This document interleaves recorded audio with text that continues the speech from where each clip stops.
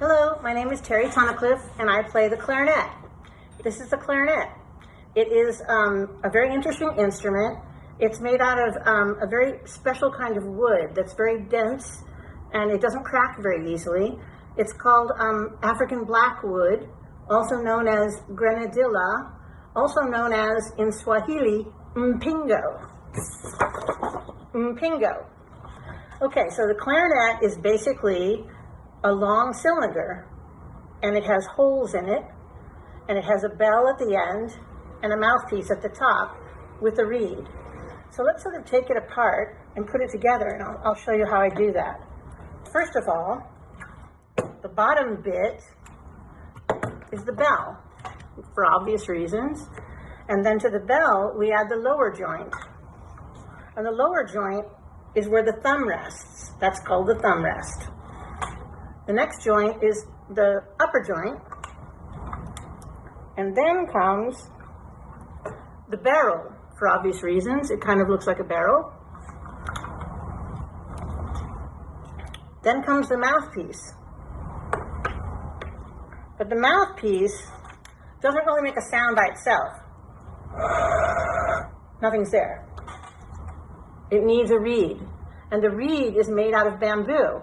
The bamboo grows only in the south of France. That's where the good bamboo grows. Then they have to harvest it and let it dry, and it takes a really long time to cure it. Eventually, they form it into this shape, and they put it in boxes, and we get to buy it. We don't have to make our own reeds like oboes and bassoons.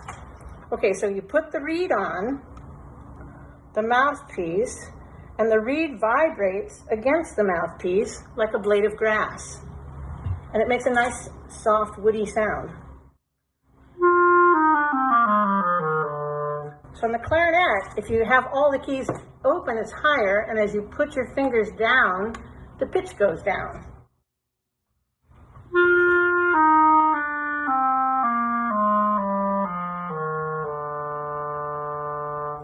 Another interesting thing about the clarinet, if you ever go to hear the symphony orchestra, you'll see that all the other instruments only have one. With the clarinet, we often have a peg, something that looks like this, and we have two instruments. And we're constantly switching back and forth, sometimes very, very quickly. And that's part of our job, part of our challenge.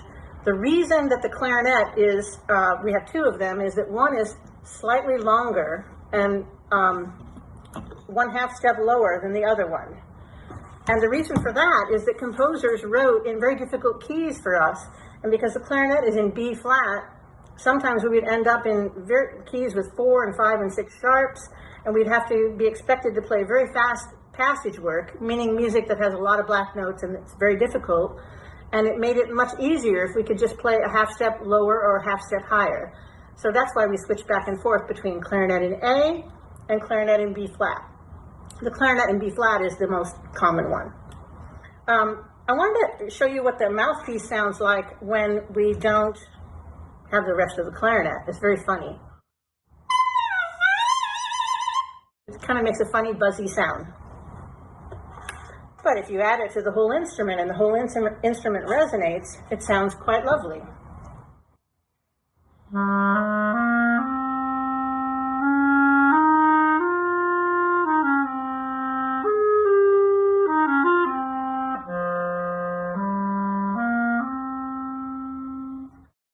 So, you know, it's a nice melodic instrument. It can project, though. It has a very high range. Well, it goes very, very high and very, very low, almost a 4-octave range. I think only the bassoon has a larger range than the clarinet of the woodwind instruments. The clarinet is really fun because we get to play a lot of different genres, and genre just means a type or style of music. Like, for instance, the clarinet is used in jazz and big band a lot.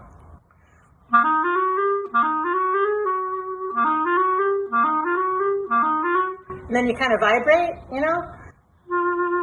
We don't do that in the symphony. In the symphony, we play with a straight, smooth sound.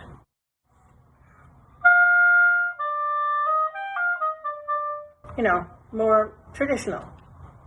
I'm going to play a little bit more from a piece by Wilson Osborne called Rhapsody.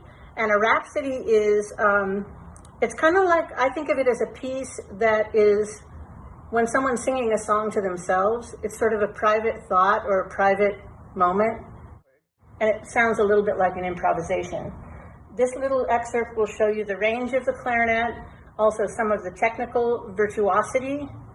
A virtuoso is somebody who plays something really difficult really well.